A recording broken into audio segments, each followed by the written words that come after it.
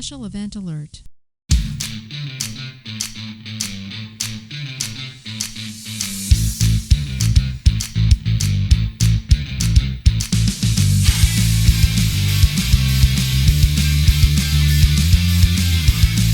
I'm late because I abused government equipment. I was drunk on a beach and got a sunburn. Which is excuse number 98 for being late for changeover. Your weekly space news and variety show. I'm your host, Marty Smith, and I'm joined by Mr. History, Eric Perrott. We may have to change my Mr. History title. I'm beginning to fail. Damn. Relinquishing the crown. No. Now it'll just be an insult to you. It'll be like, yeah, Mr. History. Oh, when he's he terrible. does it. Yeah. And our man in the closet, Jake Wall. Guys, it's always good to see you. We're here to bring you the latest headlines and updates pertinent to all of our armed forces. So take your seats, get informed, and have a laugh because from the Rockies to the Space Coast, late for changeover is all you need, baby.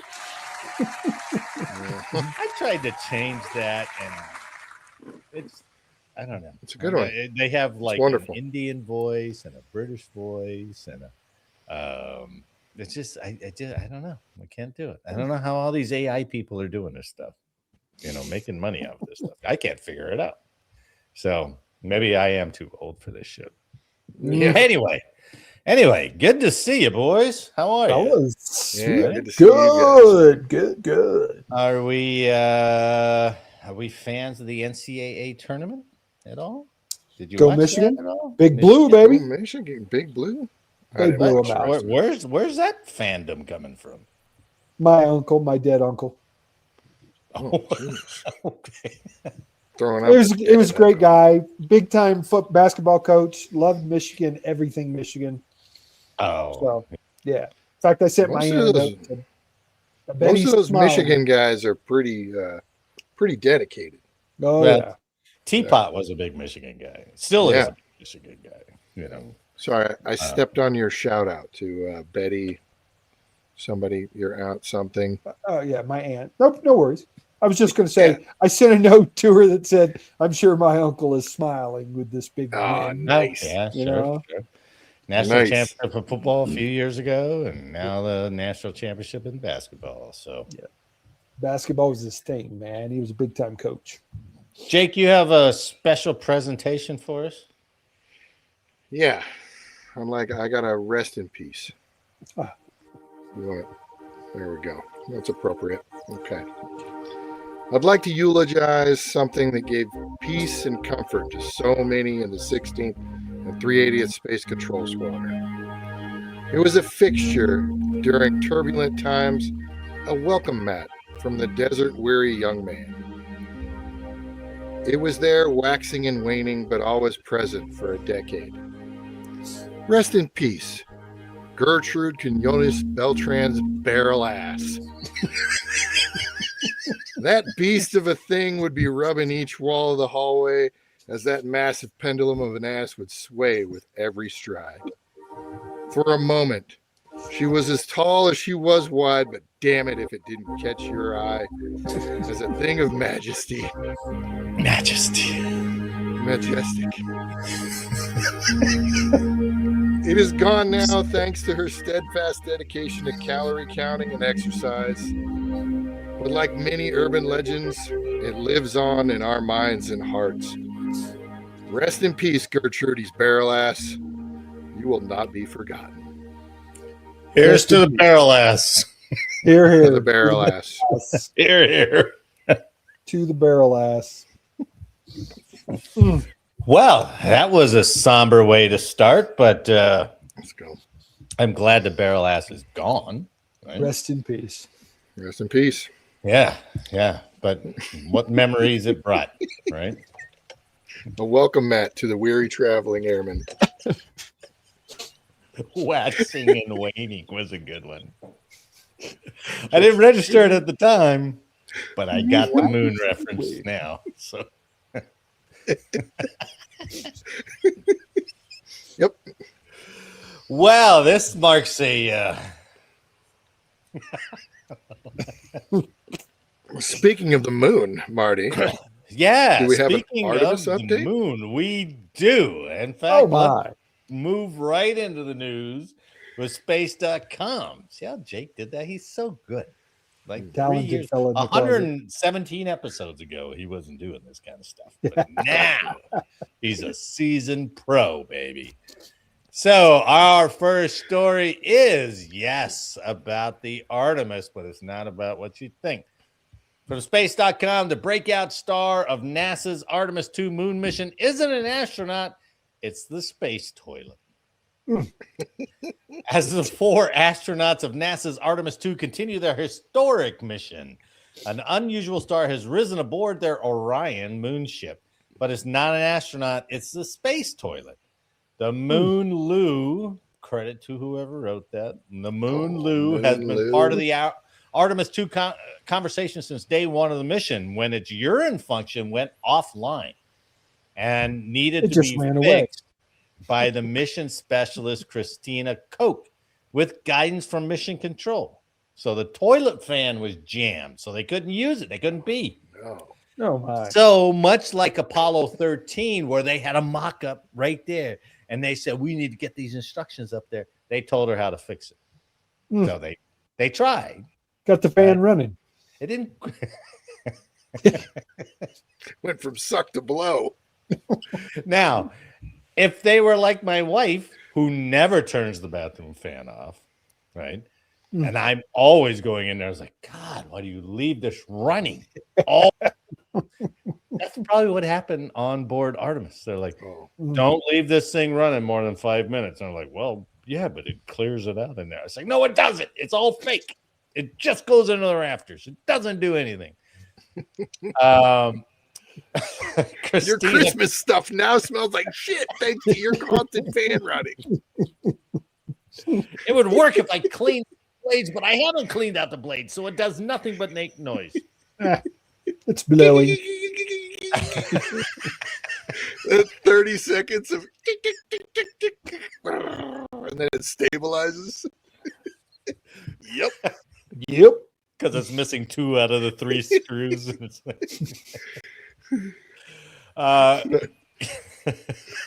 Mounted in there sideways. It's the centripetal force. The wrong size. Christina Koch, who was mission specialist, said, I'm proud to call myself the space plumber. I'd like to say that it's probably the most important piece of equipment on board, so we're all breathing a sigh of relief, pun intended, when it turned out to be just fine. But the toilet wasn't fine, or at least not 100% fine. In the days that followed, the astronauts reported an odd burning smell coming from Orion's hygiene bay. Oh my. Essentially a small bathroom compartment about the size of a small jet's bathroom. So the smell reminded the crew of the odor from an electrical heater being turned on for the first time in a long while. Right? NASA was like, do we got anything on burning smell? Like, no, nobody wrote anything on that. See that astronaut with that little lighter? And the Russians are like, you keep blaming us, not us, baby.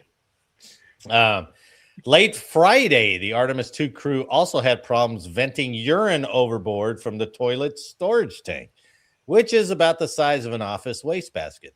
It stopped after venting just 3% of its load, leading flight controllers to suspect a blockage from ice. So on Saturday, I know. Frozen piss. On Saturday, Orion did a maneuver to point its urine vent nozzle at the sun for hours in a quote-unquote bake-out to warm it up, allow urine to be dumped overboard, and let the crew start using the toilet to go number 1 again. What were they doing in the meantime? Well, for now, they have to use what's called a contingency collapsible urinal device. A plastic container that can be emptied into Orion's tank. Right. It's like a bleacher buddy, you know? Yep. But it's got the stuff in it that turns it to like the blue gel or whatever. So you piss in it. Yeah, it turns it to gel. So that's what they've been using. I thought you were going to tell me it's from like a diaper or something. Yeah, put my Well, diaper on. they have that option, I guess. Mm. But because they said these CCUs, the contingency collapsible urinal device, holds a lot more than filling up a diaper.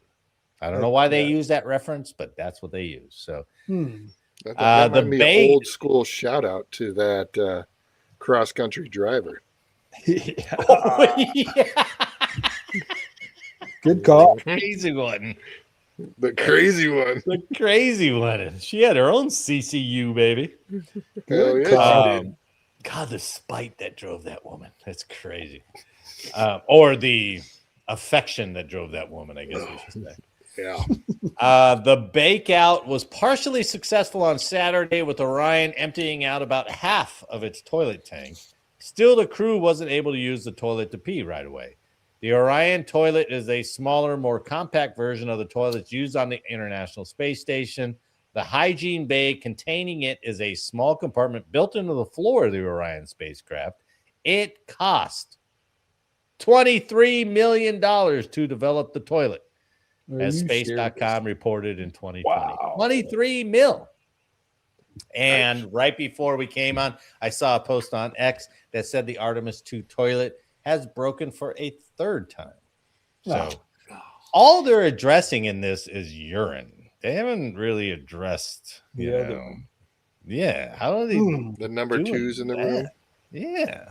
I don't know what they're doing, man. It's too bad So, you like- just couldn't come up to a hole that seals around your genitals and just let it rip into You let it flap in the breeze or something?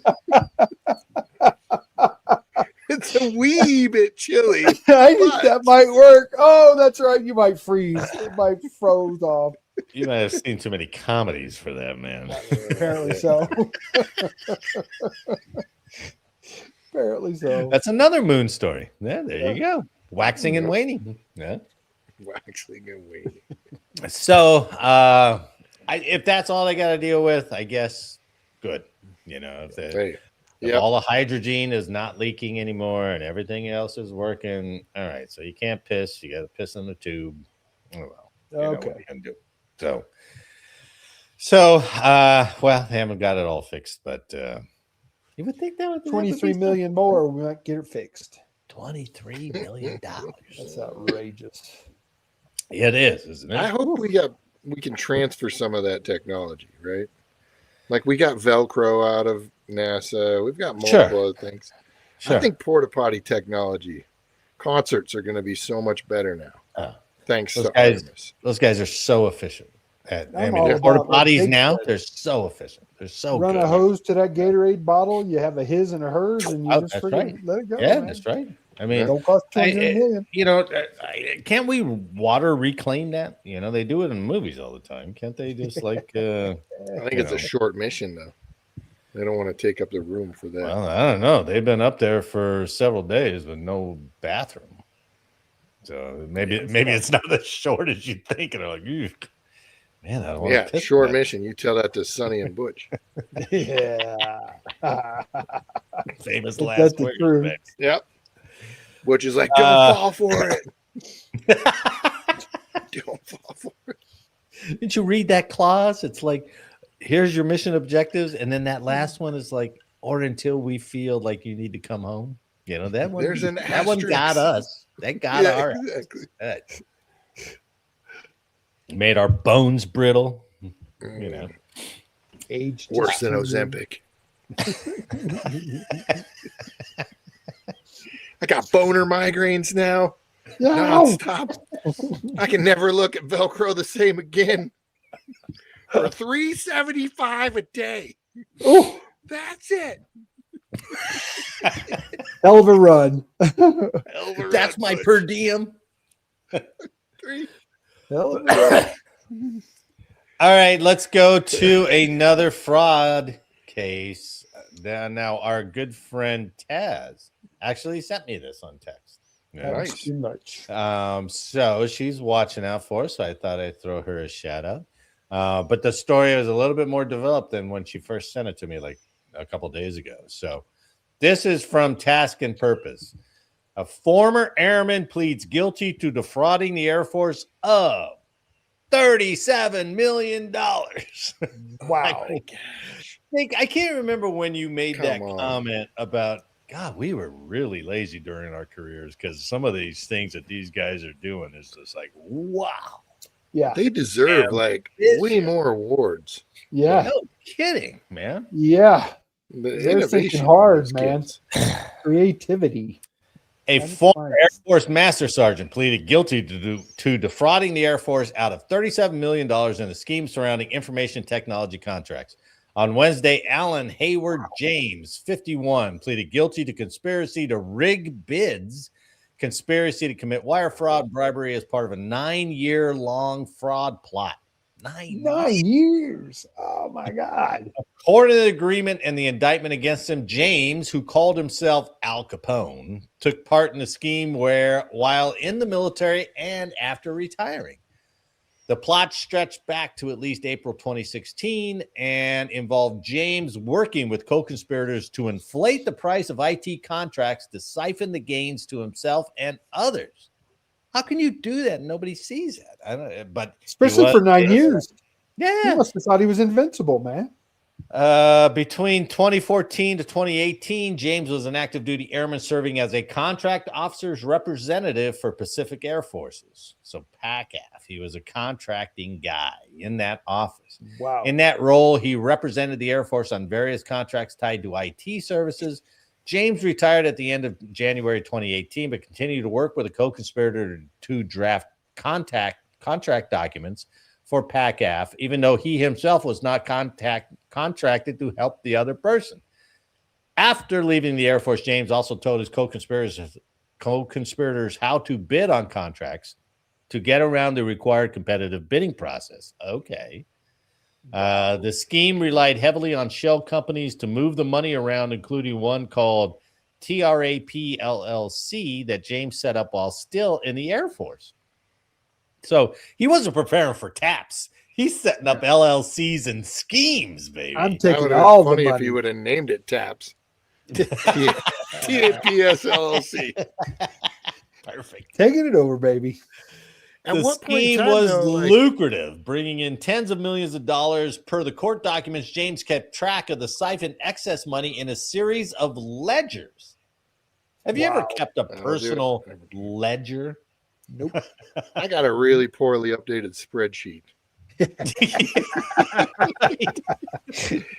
I got to go like current as of, it's been 8 months. Ooh, Yeah, it's a little old. A long time. But at what point, like, he's sitting there on 4 million and going, just 8 more million to go. I don't know. right? I think he's thinking, God, this is a fucking breeze. They are It's never too gonna easy. catch me. Yeah. They're never Yeah, gonna but catch that's when you got to be like, deuces, done, gone. Yeah. Yeah. And move to Panama. Yeah, At the they never know 5-year when to mark, stop. That's a good He point. could have They been a never know millionaire when a it's couple like, times over, man. all right, that's enough. Yeah. I would have thought, hey, I make it to 750 grand. I mean, I'm pushing it. That's enough, right? This is why we're not achieving this kind of Yeah, level of that's fraud, true. right? Because we're not You're thinking go- big enough. You're going We're at not big. 750. We're not big. Yeah, I'd be like, oh, I don't want to be a millionaire. You know, Come on, we do a podcast with 118 episodes, hadn't made shit. Come on. We got Not creative. 126 Come on. subscribers. 126 subscribers. We should be making millions easy. Thanks, Aunt Carla. In the ledgers, James called himself Al Capone, in reference to the infamous gangster, and referred to another conspirator as Godfather. Alongside referring to himself as Capone, James used the nicknames Capone M and Capone D to refer to his mother and father. Wow. They also used public funds to book a trip to a resort in Hawaii in 2023, which included golfing, messages, and other luxury perks. So he was dishing it out to his family. Hell yeah. Now, here's the kicker. James is set to be sentenced in the fall. The charges come with a combined penalty of up to 45 years in prison if he gets the max, right? As part of his guilty plea, James agreed to pay more than $1.4 million back to the Department of Defense. 1.4 out of 37 mil? Yeah, that's nothing. That's He a pretty invested good well. rate of return. Yeah. How did the government settle for that? What is he, the Sacklers? Get the hell out of here. Come on. That's a little much. I mean, who are these Dude. JAG officers who are like 1.4? Yeah, let's. They were like, how let them much pay do you 1.4. have left? He goes, 1.3. They're like, we cannot do it for anything less than 1.4. Yeah. I That's can really gonna scrounge hurt. that up, maybe. Ooh. Oh, that's gonna bury me. You know? I'm gonna have to see. Now, if he still has all of it, and he's only given 1.4 back, That's who what I gives a shit how mean. long he's going to stay in prison, man? That's what I mean. Couldn't he be smart enough to hide it, invest it, Right. something somewhere? Put it He was somewhere. smart enough to make a LLC, Yep. move it offshore That's a or good something move. like that. And you would have thought the investigators would have been able to track all that shit down. How did? I don't know. That's weird. I You mean, don't are they track back? it for Congress? Why would they track it for a master sergeant? Are they back to the Right. commander and they're like, "Hey, sir, we got him 1.4, baby." Like, hey, high-fiving it around the office. Woohoo! Nice work, boys. Somebody in the back's like, "Yeah, but there's 37 million, right?" We're only getting 1.4 back. Dude, Don't miss if the he gets test. out on early release, that boy better be gone with Yeah. Oh, with half the yeah. money in his LLC still. Oh yeah. I mean, it's crazy. But that's definitely one of the bigger scams we've Oh uncovered, man, right? 37 million. That's a good And it makes me think of every time we're like, oh, we captured these guys for giving up top secret whatever to the Chinese, right? And you go, how much did he get? And he got $13,500. Like, what? That's what you did it for? Well, better yet, think about when you did your polygraph for your clearance, right? You guys have been polyed at least once, I'm sure. Sure, with your yeah. clearance, but- A long time ago. No, you never had. Oh, I dodged So that, have you man. ever- I'm a But Have you poly ever- now, Oh, everybody's asking for poly now. Yeah. Right? have you ever stolen from the U.S. military? Oh yeah, well, that black government ink pen, I've got 10 of them. Yeah. hell yeah. All skill Yeah. craft. Of course. 85 Yep. cents a pen. You ever try to drive a backhoe totally blasted after a Christmas party at the squadron? Wow, this is spot on. Hell yeah, I have. Ah, You guys are good. there we are. There we are. It was a combat dining out, Jake. That's what it was. It wasn't Christmas party. Oh, my bad. But it ain't no 37 million. Fuck. No. Golly, man. That's amazing. Okay, drones. Here we go. Yeah. So I like got this. 3 short stories. Drones. ChatGPT came up with that little title. And I was like, come up with a title for Jones, like use a pop song. And they're like, Rolling in the Drones by Adele. And I was like, oh, very good. Nice. So this first one, I've got pictures and videos for all these ones, right? So on all these come from a site called Defense. God damn it, what was it?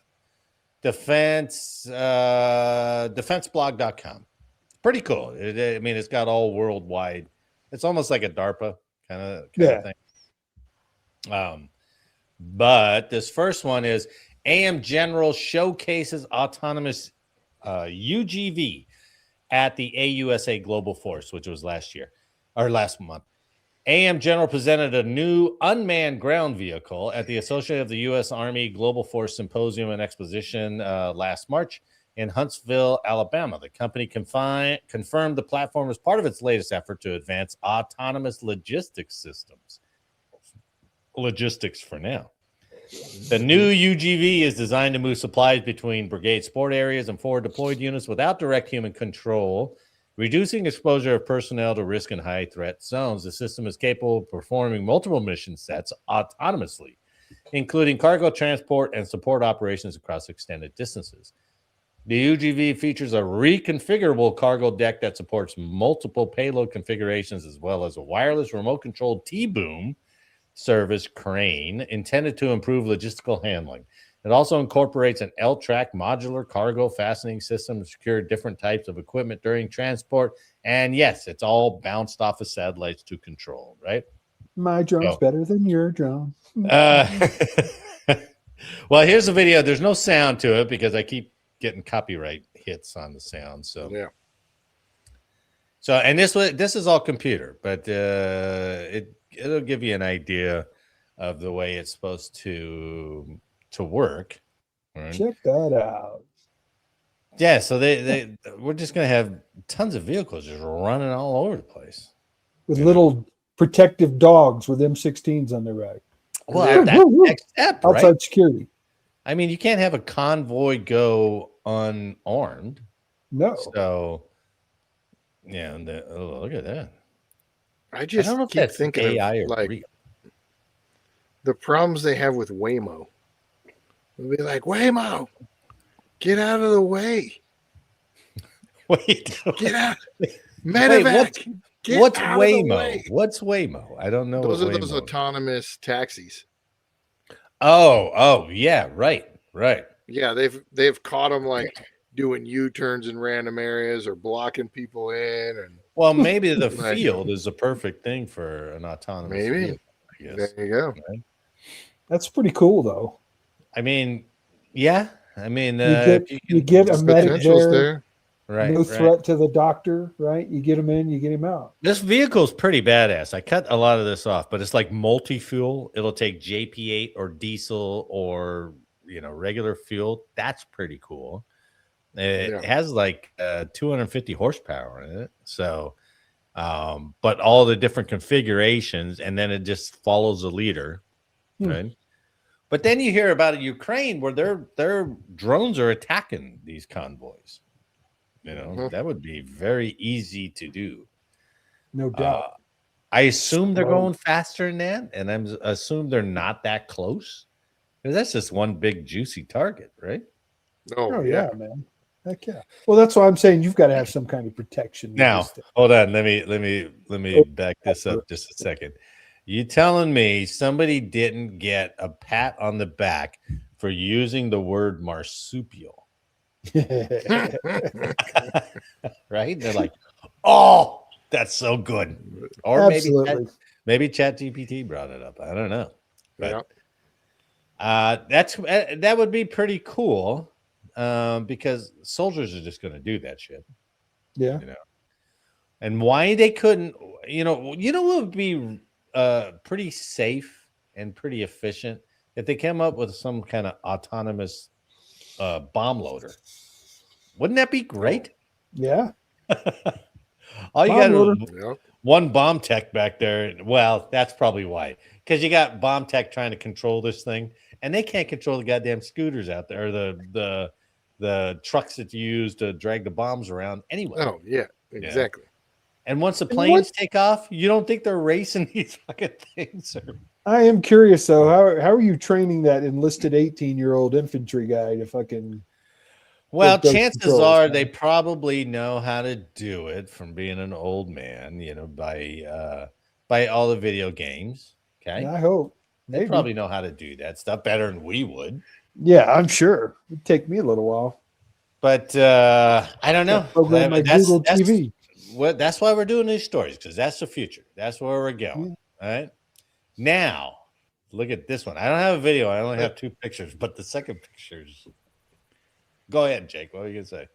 Well, you're right. Eric brings up a good point. Like, how are you going to secure that? Like, that's I don't know. Ripe for freaking heck yeah, man. Scavenging.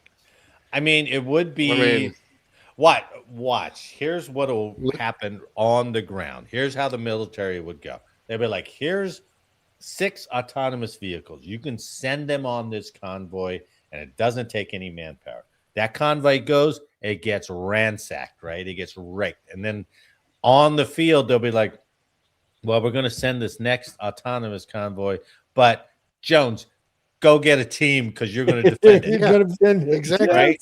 And so then you're going to have autonomy. Right. Yeah. Right. Out the door.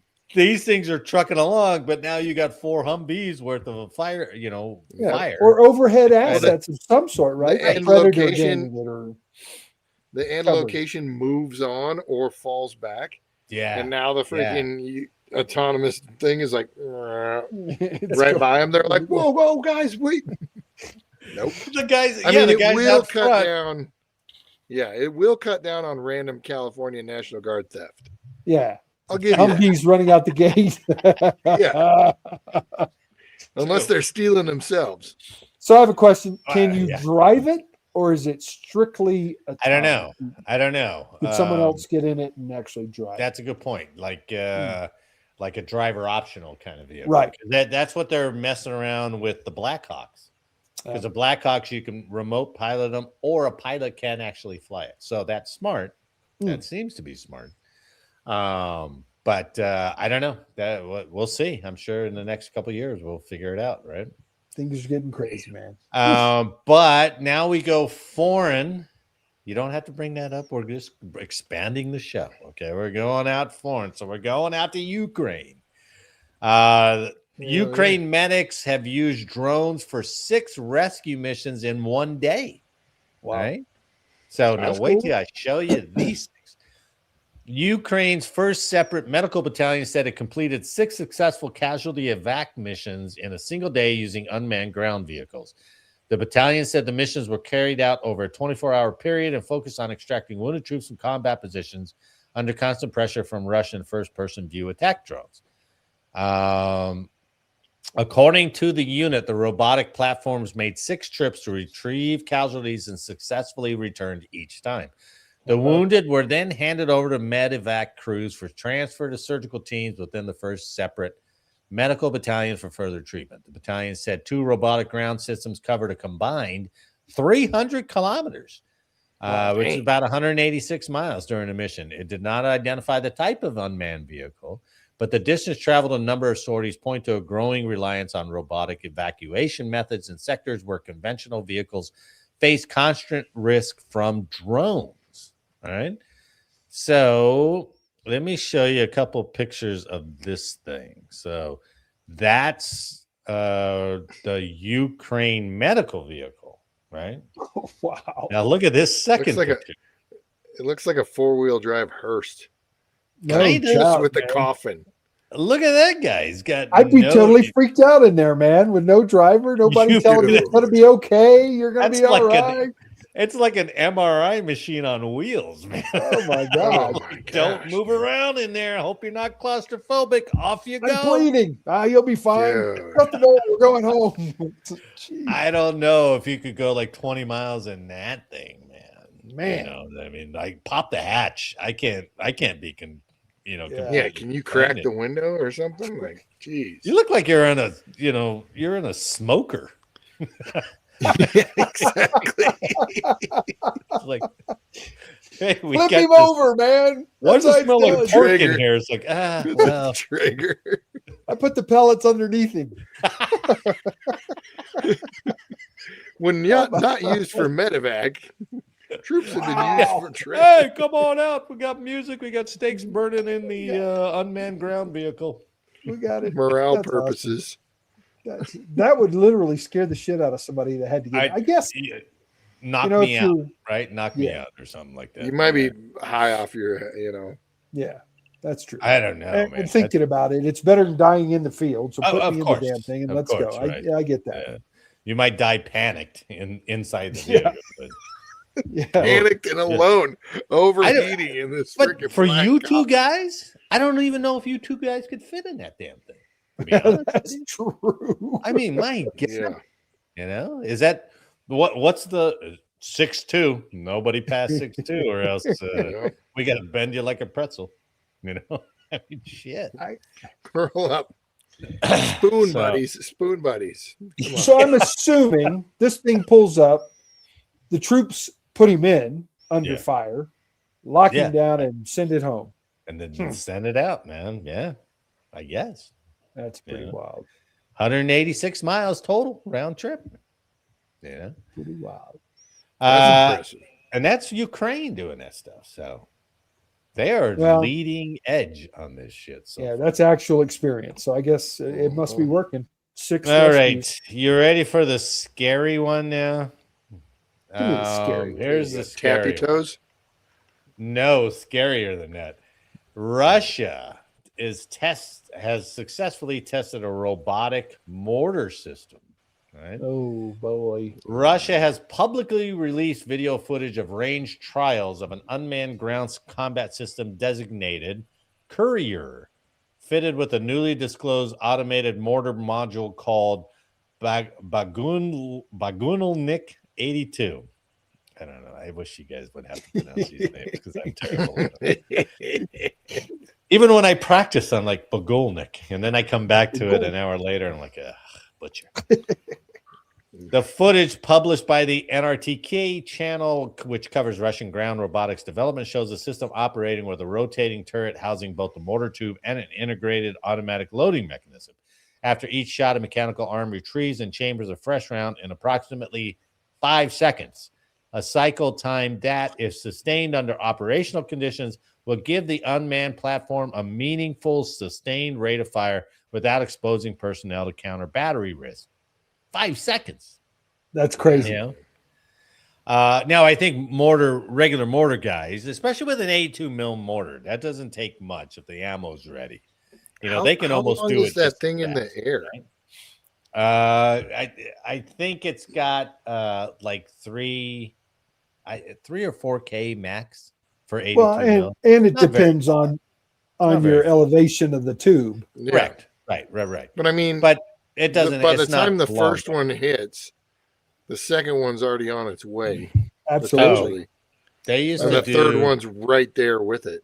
The coolest thing they used to do when I was out of Fort Steele, they would take the 105 fire for effect, baby, and they would max elevate it, and then they would fire like 5 rounds. They would shoot the first one at the highest elevation possible, then depress it, shoot the next one, depress it, shoot the next one, depress it, shoot the next one, and it would all come down like almost at the same time. It was really cool. It's walking the ammo. Yeah, and it's all time fuses. It's really cool. So now check this out. All right. Again, no sound on this thing. Look at it grab the round. Boom, clear. Boom. Boom. Oh my God. Boom. An endless supply of as long as you got it, man. It's just like, keep going, baby, till I run out. Let's keep going. Terrifying. It is. There's another. I think it was a little bit of a gift. But this one's a little bit easier to see, I think. So unbelievable, man. There you go. This one just kind of stays steady. But yeah, it just keeps dropping them. And it's mobile, right? You can reposition it. Yeah. It's you command it around. It's just a robotic little tracked motor vehicle. Horrific for anybody in the positions, man. You put 2 of these things in there, 100 rounds apiece. It used to be that there was a whole way to get all the mortar tubes facing the same way, and then GPS did away with that. They're like, just sync up with GPS. Man. You can roll, stop, and throw a round out in like 30 seconds. So you got 4 or 5 of these things on a mortar platoon right behind the infantry, and they're just like, boop, there you go. Here comes you're 20 rounds in about 20 rounds in a minute. Here you go. Using that in Ukraine yet? Or they use it in I wonder if they're using it in Ukraine. I don't know. Russia released that, so they're trying to develop it along with some other stuff. But that is scary to see. Yeah. Holy mackerel. And an 82 mil mortar has like an effective range or effective burst radius of like 35 meters. So, you're just prepping the ground, man. It's gonna be just dead bodies. But that's where that infantry guy is like, can I cross train to robotics? Right on. Yeah, there's no way I want anything to do with this. No, not at all. So I thought I'd bring those 3 drone stories. There's more out there. If you just start paging through it, it's just like, God dang, everything's roboticized, right? But they all need a satellite system so they can talk. That's so we can control them, right? Yep. No more line of sight stuff on those things. Looking more and more likely. Yeah. Have some AI sitting in the cockpit of some super jet. Right. I mean, and the jets have robotic wingmen now. Yeah. Right? Yeah, So, exactly. Remember that article? Yeah. You got one where the pilot. F-16s were beating. Yeah. Oh, man. That's bad. It's crazy. But you got one pilot and you got two controlled drones along with it. And that's what you're facing in air to air. Not that we have any real air to air threat anymore, really. But I mean, we're not doing so good on air superiority. Well, I think we are. You're going to lose. I am interested to hear how that F-15 got shot. Right? Yeah, got shot down. What did they get shot down by? Right? It had to be targeted. Probably a man-pad of some set. It was a F-15E, so that's loaded with all the counter stuff, right? Yeah. But I also heard they shot an A-10 down. I don't know if that's right. I heard it was a maintenance problem on the A-10, though. I didn't hear it was shot down. Oh, is that what it was? I don't know. That's what I heard. And then that gets muddled with the 130s that they demoed, and I'm like, what? What is going on, man? Yeah, the reporting is so propaganda. Bad. That's what it is. It's terrible. Right. We're not really going to the moon, and we're not really in Iran. So. Okay. Unheralded history. Jake, go. Ooh. Oh, Eric, I don't go. have that. I did my rest in peace. That's true. I hope she watches it. You've got it tonight there, Marticus. Yeah, what do you got? All right. My unheralded video or my unheralded history came from military.com. Right. And this was about Ross Franklin Gray, who was a Marine who crossed a minefield unarmed to wipe out Japanese defenses on Iwo Jima. You ever heard of him? No, I think the easiest thing, and we really shouldn't call it unheralded, but it is, because when you start reading down through these Medal of Honor winners, and you're just like, oh my God, especially the older ones, you're just like, holy cow, this guy killed 2,000 people by his own, You're like, wow. He started with his own gun, and then he grabbed a bunch of their guns, and then he got his toothbrush out of his helmet. Chips the dog, man. The Chips the dog killed more Italians than exactly any single person. So Ross Franklin Gray, a Marine. He was born August 1st, 1920 in Marvel Valley, a small community in Bibb County, Alabama. Gray walked into the Marine Corps recruiting station in Birmingham on July 22nd, 1942. Parris Island came first, and additional training at New River, North Carolina. By September 42, he had joined the 23rd Marines within the 4th Marine Division. And the following April, he was promoted to private first class and moved to Company A, 1st Battalion, 25th Marines. The 4th Marine Division, which is what he became part of, 4th Marine Division hit the right flank of the assault on Iwo Jima on February 19th, 1945, pushing northeast through terrain that bottlenecked every approach and allowed entrenched defenders to concentrate fire on narrow corridors of advance. We should go through that battle. I don't know how we got through that battle. My God, Iwo Jima was just... Shortly after the landing, Gray's lieutenant and several members of his platoon were killed. With no one left to lead the unit, Gray stepped into the role of acting platoon sergeant, took command. On February 21st, 2 days into the fight, Gray's platoon was pressing toward high ground in that sector when a concentrated Japanese grenade barrage stopped the advance completely. Gray moved his men back out of range and went forward alone on foot to understand what they were up against. Through that reconnoiter, Gray found a large minefield that covered the entire front of the platoon's line of advance. Ooh. Behind it, a row of reinforced Japanese emplacements sat connected by covered communication trenches, each bunker positioned to support the next. Clearing one without the others would accomplish nothing, so the whole complex had to be destroyed. But you had to get through the minefield. Yeah. Still under enemy fire, Gray worked his way through the minefield and traced a route to the mouth of the nearest fortification. He returned to the company commander, reported what he had found, then volunteered to attack the network himself. And I'm like, yeah, go ahead. I guess. You want to go try it. Be sure to take your 45. You'll need your 45. Take that with you. He goes, there's a route I can draw it for you. And they're like, no need. You know it.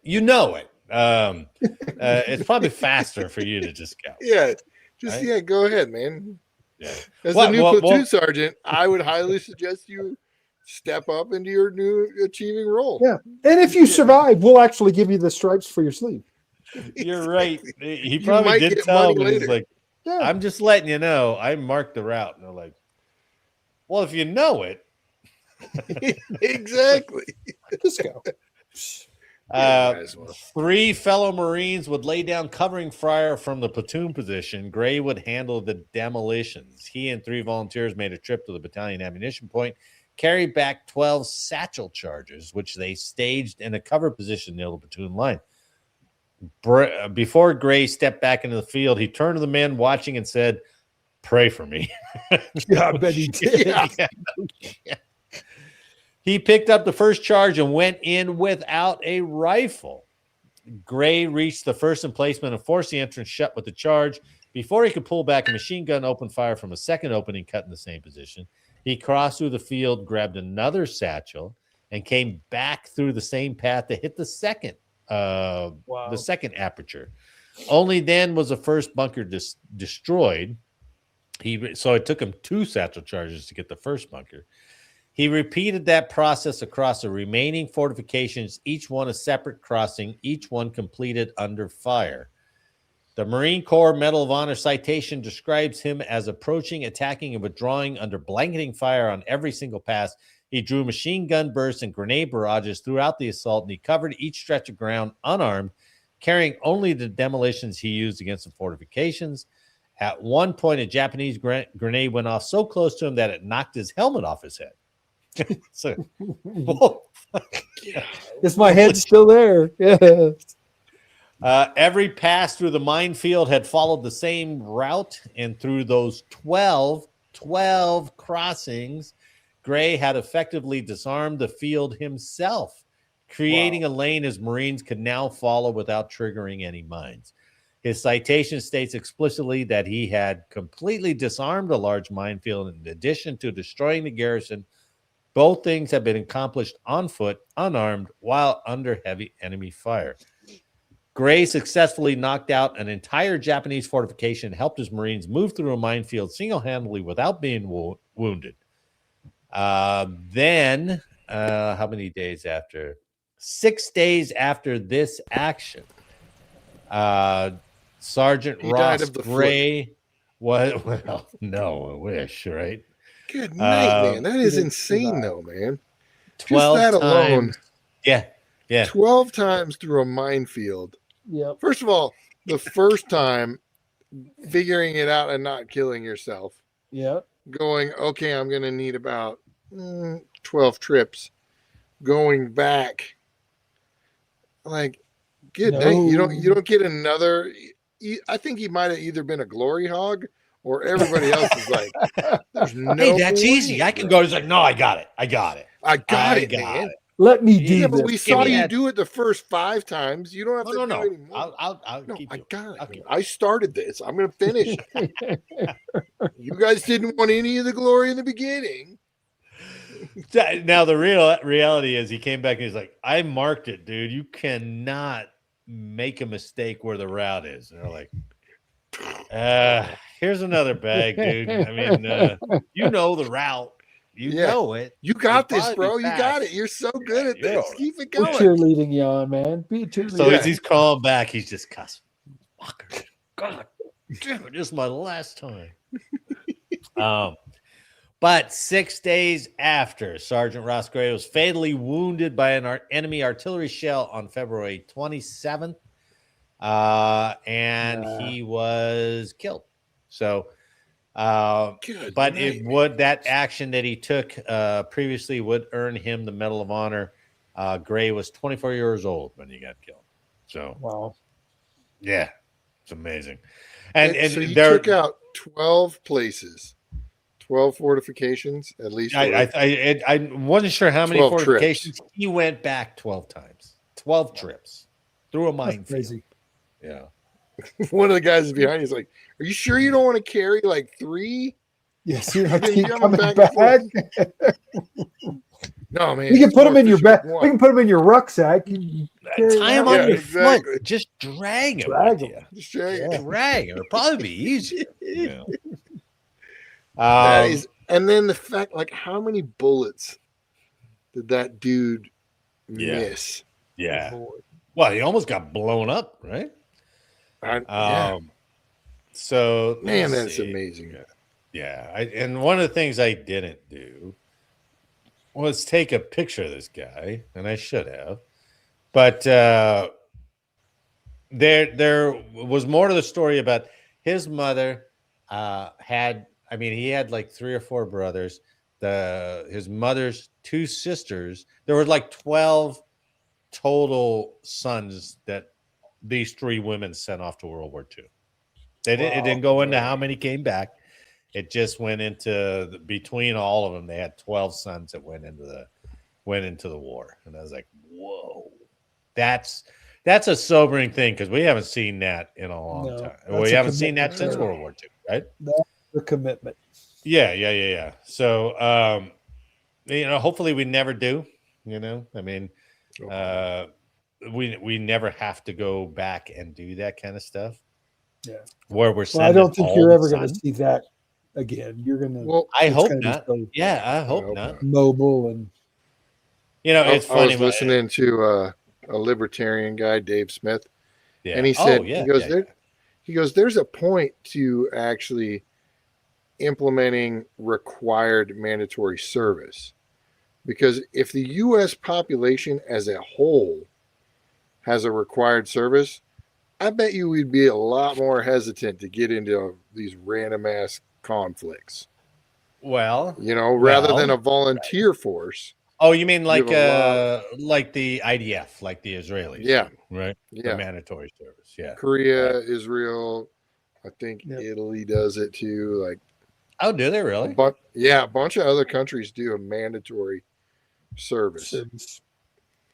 But if the population as a whole is paying that price, golly, man. Good on you, young fella. Yeah. And 24, he died. Dude. 6 days after crawling through a minefield 12 times. He didn't get any time off? No. Come on, right? man. Well, that was the basis, not necessarily the movie about Starship Troopers, but the book that Heinlein wrote, right? That they took from that. I think that was the whole basis. That was the philosophical thing. The service equals citizenship kind of thing. Should you, just kind of like the Israelis, you should serve. They took it to an extreme. You can't vote unless you serve. You can't own property unless you serve. Yeah.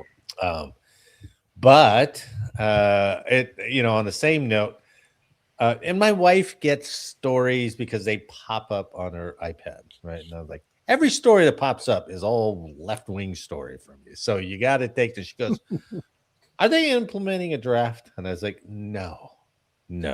Hope they do. And even if they stop that shit quick as hell, that doesn't mean that they're taking all the people who can't qualify to do the thing in the first place, right? I go back to Caddyshack. If you remember Caddyshack, where he's flirting with that girl, and she's like, "You were in the war," and he's like, "No, homo." And he limped across the room. And I was like, yeah, I mean, I don't even know if that's what's disqualifying anymore, but probably if you're like, hey, I'm ADHD, and they're like, yeah, we don't want you. We don't want you. Yeah. Ativan, is that what it is? Adderall. Is Adderall disqualifying? That's just freaking prescription meth, anyway. slow you down. It is a methamphetamine. Is it really? I didn't know Yeah. Adderall was a methamphetamine. Yeah, dude. Huh. Well, they're allowed Prescription pot though, now. so it's cool. Okay. They're microdosing shrooms now, so maybe Adderall's okay. You know, who knows? I mean, they were smoking pot like crazy in Vietnam though too. Well, Oh, yeah, yeah, that's sure. true. You know? I saw Platoon. I know Platoon. Yeah, exactly. Yeah. Well, Platoon and even Firebase Glory, they were doing it. So, you know. Apocalypse Looking at Now, Playboy magazine, baby. Yeah. Yeah. that's why they fell asleep on guard duty. Yeah, man. That's probably true. This is private. We should watch it. I should figure out. I was thinking about going back and figuring out how to re-edit that. Maybe I just chop it up so short that we can't be copyrighted. I don't know. I don't know what the trick is. But there would be a lot of unseen movies that we could do, right? Oh, yeah. Like, have you ever seen From Here to Eternity? Have you ever seen that movie? Absolutely, baby. Jake, I know can't you've guess. seen the scene because it's been parodied many a times of where On the they're beach? kissing on the beach. Right? Oh, You know who those two are kissing on the beach? Burt Lancaster, That's the first sergeant and the company commander's his wife. wife. Yeah. oh, nice. The whole movie is about him having an affair with the commander's wife Yep. Smushing the commander's old lady. right before Pearl Harbor happened. Yep. Awesome. Yeah, I know. Because Sinatra's in that movie too, man. Sinatra's in that. Ernest that the commander? Borgnine's in that. Yeah. No, Borgnine plays Sinatra an gets ass. he gets drunk downtown Honolulu and gets like, Yeah. beat up. Oh or yeah, something. nice. Yeah. But maybe we Great should, maybe we should try that. Maybe we'll figure that out. So, all right. Anyway, we went from a eulogy, Yep. an ass eulogy, all the way to a Medal of Honor winner. That's a pretty damn good episode. No That's a doubt. good one. That's Covered a all the bases. lot that's a lot of No ground. pun. Yeah. Base. So on that, I think we'll end up, fellas. I think we'll call it Yeah. a night. So okay, I forgot my script. Oh, On behalf of all of us here and to Gertrude's barrel ass. Purple ass. we'd like to thank you for listening today. Please like, share, and subscribe, and let us know, or don't let us know how we did in the comments because I can't understand some of those. And make sure next week that you are not.